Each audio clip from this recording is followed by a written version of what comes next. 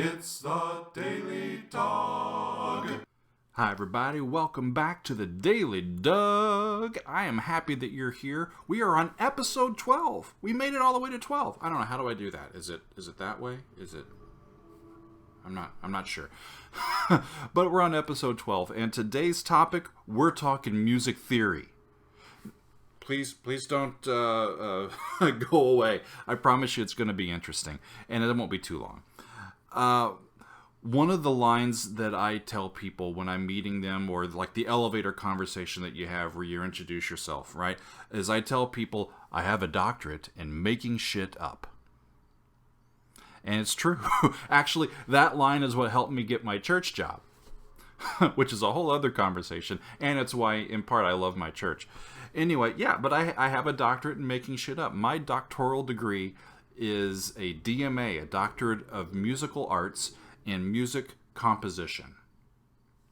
Graduated from the University of Kansas in 2008. My master's is a Composition and Theory degree from Westminster Choir College, as is my undergraduate degree from the University of Nebraska at Omaha. Music Composition and Theory. So I have three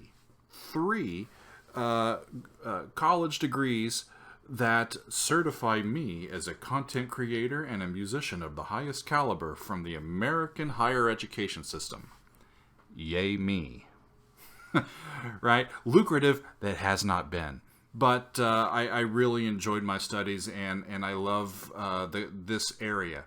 I am a puzzle solver at heart, and I took to music theory because it was a way to start to understand how all of these little pieces and chords and voicings and melodies and tempo and instrumentation all fit together in a way that can affect people in profound ways. I found it fascinating. It was also the hardest thing I'd ever studied. So it was a real challenge, and it kept my interest, right? So I love this area. I've taught it for 15 plus years. And it's just one of those things that you can keep coming back to, and it always is fulfilling. However, it is 2020. And one of the understatements of the year is, this is a strange year. The pandemic has just uprooted pretty much every institution that we have in our society. We've been given the gift of time in a lot of places to really reevaluate and look at the effectiveness of the way that we do things, and the shortcomings of what we've been doing. And music theory, the study and practice of music theory in American higher education, is not immune to this. Our country here in America is going through a great racial unrest and reckoning, and in my opinion, it's long overdue. But it has specific impact on the music theory business as a higher education, course of study. The music theory textbooks that you see, and the way that teachers tend to teach it, tends to be at least selective, if not overtly racist, in preference of white European male composers. And this is slowly beginning to change. It's slowly beginning to change, but in 2020 it's a catalyst, and 2020 is a catalyst for pretty much everything. But when we teach music theory, we part of it is just rudiments, right? Scales, note names, how to voice chords, triads, seventh chords, rhythm and meter.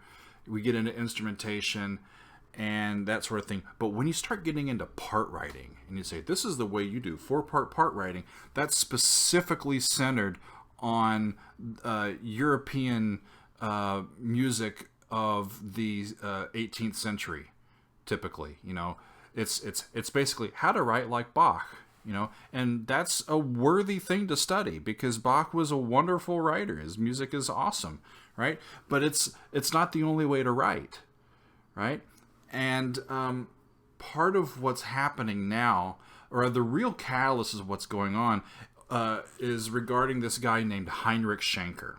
Shanker was an Austrian music theorist who most of his work was done in the early 20th century. I've got all of his books in English translation, because I went through all this stuff. I took 3 different classes with on Heinrich Shanker. Right? But Heinrich Shanker was an overt racist and just a nationalist and like white supremacist, right? So this guy, it's his way of thinking that, like, these guys are the masters and nobody else measures up, right? And there's a backlash against his theories being continuing to be included in curriculum around the country.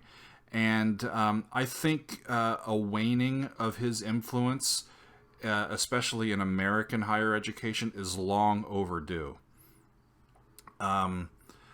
Putting his politics aside, I think his theory is interesting and